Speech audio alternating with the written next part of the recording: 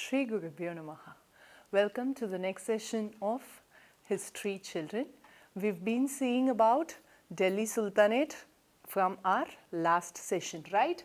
So, we have seen about Mamluk Dynasty in our previous session. So, now we are going to see about KHALJI Dynasty and TUGHLAQ Dynasty today, okay? So, we will see first about KHALJI Dynasty. So, towards the end of Mamluk's dynasty, we have seen that KHALJI king has taken over the country from the Mamluk dynasty. Yes? So, now we will see who are all the rulers of this KHALJI dynasty. So, this KHALJI dynasty lasted between 1291 to 1320 CE. Okay? So, Balban, we have seen that Balban passed away and after him his grandson took over the kingdom, right. So, his grandson was killed by the official from the KHALJI dynasty and the official's name was Firoz Shah. Okay. So, Firoz Shah killed Balban's grandson and he took over the country, he took over the Sultanate from Balban's grandson. Okay. So, this Firoz Shah, he changed his name as Alauddin and he started ruling the country. Okay. So, he ascended the throne in the name of Alauddin Khilji. Okay. So, he was a very weak ruler and was treacherously killed by his ambitious nephew Alauddin Khilji. So, he was not very much efficient to rule the kingdom. So, he was treacherously is nothing but,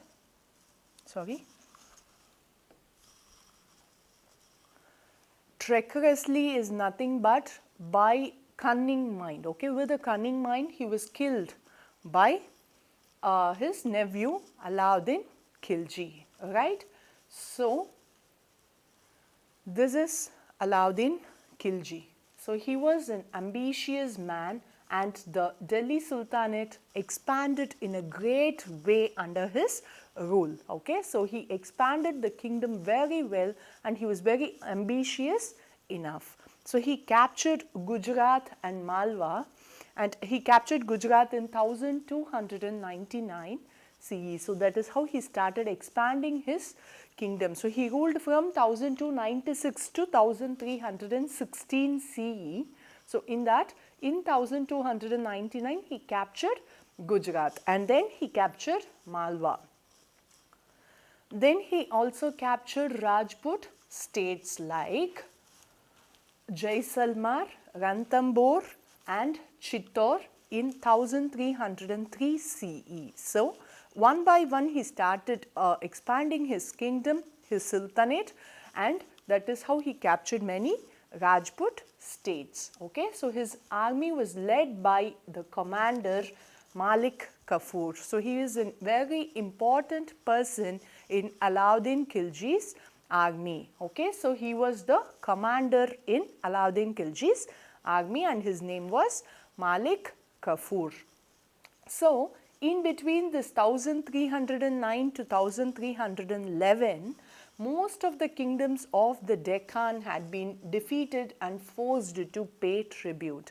So, he started conquering each and every place one by one in the country and many kingdoms of Deccan was defeated by him and they were asked to pay the tribute and those who were not able to pay, they were under the control of this KHALJI.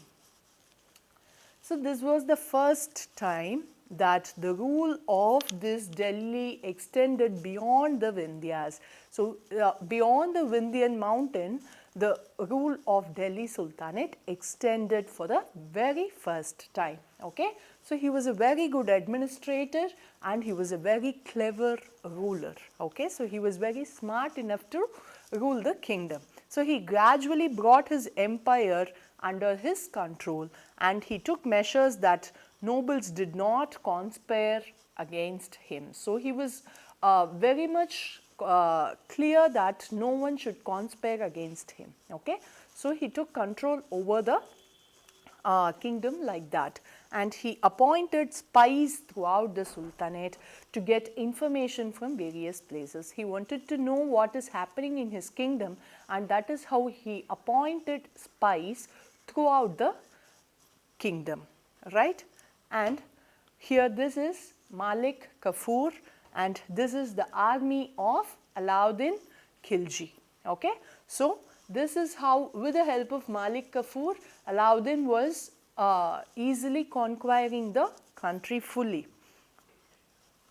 And he was, as we have seen, he was a very eminent and very good administrator. Okay, so he brought in many administrative and economic reforms so that the country would flourish. Okay, so the country would be in a good economic condition, so that he brought in many economic reforms. So he fixed the prices of every goods, including food, grains, clothes and horses. So he fixed the price. No one can fix themselves, no trader can fix a price on himself. The price was fixed by the king. Then officers were put in charge of the markets to ensure that the traders follow the rules. So to make sure, once he fixed the price, he wanted to make sure that everyone follows the same rules. So to make sure about that, he made some officers who were in charge for this markets. Then warehouses were set up to store excess grains which could be used in times of famine. So warehouse is nothing but a place where things can be stored. Okay.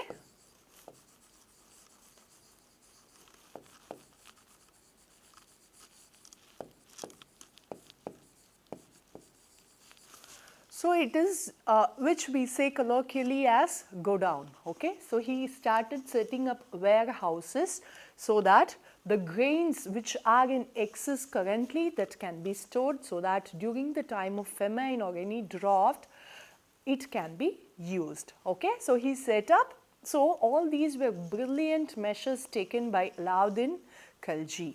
Then the strictest punishment was meted out to the people who practiced black marketing and hoarding. So black marketing and hoarding is nothing but selling goods unofficially.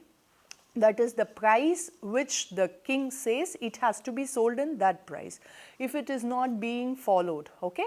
So they had been, the traders were given a very strictest punishment, and the same way for hoarding the stocks. Hoarding is just holding back the stocks without selling it when there is when a particular product is needed, okay, but they just hide it from the people and they just say that there is no stock. So people who did this work and people who were black marketing were given the very worst punishment. Okay. So during this Khalji's period, the dynasty expanded even beyond Vindhyas, as we have seen. So this is the place of Khalji dynasty. So he was ruling throughout the North India, right? Yes. So later, after Alauddin's death, okay, his general Malik Kafur. So what he did, he took up as a sultan, as his son was minor. Alauddin's son was minor. So Malik Kafur placed Alauddin's minor son on the throne and tried to rule in his name. So in the name of Alauddin's son, Malik Kafur started ruling the country, but they both were put to death. So after them, Khalji dynasty came to an end. So in 1321 CE, the last Khalji ruler Khusro Khan was killed by Ghiyasuddin TUGHLAQ. So this is how Tughlaqs have entered the country, right? So in 1321, the last ruler of Khalji was Khusro Khan. Okay, so he was killed by Ghiyasuddin TUGHLAQ. So this is Ghiyasuddin TUGHLAQ. So now Tughlaq dynasty has started in the country. So now we will see how these Tughlaqs ruled. Okay. So Ghiyasuddin Tughlaq was the founder of Tughlaq dynasty, and he ruled for a very short period of time, for 4 years only. So then he was succeeded by his son Muhammad bin Tughlaq from 1325 to 1351 CE. So this is Muhammad bin Tughlaq. So he, after his father Ghiyasuddin Tughlaq, he took over the throne. Okay. So he was one of the most famous rulers of Delhi Sultanate. Muhammad bin Tughlaq is a very famous king of Delhi Sultanate. So under Muhammad bin Tughlaq, okay, so the empire grew almost throughout the Indian subcontinent. So he expanded the kingdom so well that almost the entire India was covered with this Tughlaq kingdom. Okay. So he was referred by historians as a mixture of opposites. So what is that? He was a mixture of opposites because he do one thing and the very immediate, in a very immediate future, he just changed it quite opposite to the same thing. Okay. So the same way he did he was just going in and out of a particular thing. Okay. So he was not stable on his decisions. Though he was a brilliant ruler, he was not stable on his decisions and he kept on changing his decisions. Okay. So that is why historians refer him as a mixture of opposites, and he is also known as a confused genius. So as I said, he was a genius, but then and there he kept on changing his decisions, and that is why he was called as confused genius. Okay. So he was a capable administrator and commander, and he was a good scholar too. So he was a very good commander, he was a very good leader. Okay. And he was the man who thought ahead of time. So he was just not thinking about the present, but he was thinking and he was planning for a good past, a good future period. Okay. So he was the man who thought ahead of times, and many thought he was a visionary and a genius, while others thought him as a lunatic. Lunatic means a person who is not mentally sound. Okay, not mentally well.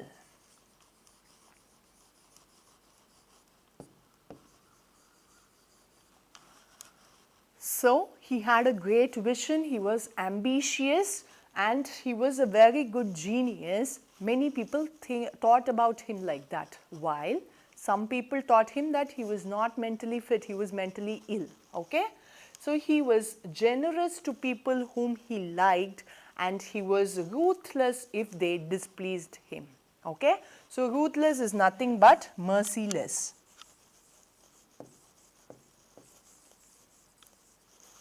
So he didn't show any mercy on the people who had not been pleasing him. So he was very good and very generous to the people who were good enough to him and whom he liked. But if they are going to be in the other way, who are displeasing him, then he was not caring about them, he was merciless towards them. Okay. And he was very intelligent and he was capable of grasping new ideas. So he was very easily able to absorb new ideas, and he was very easily able to give new ideas. Okay. So he was very intelligent too.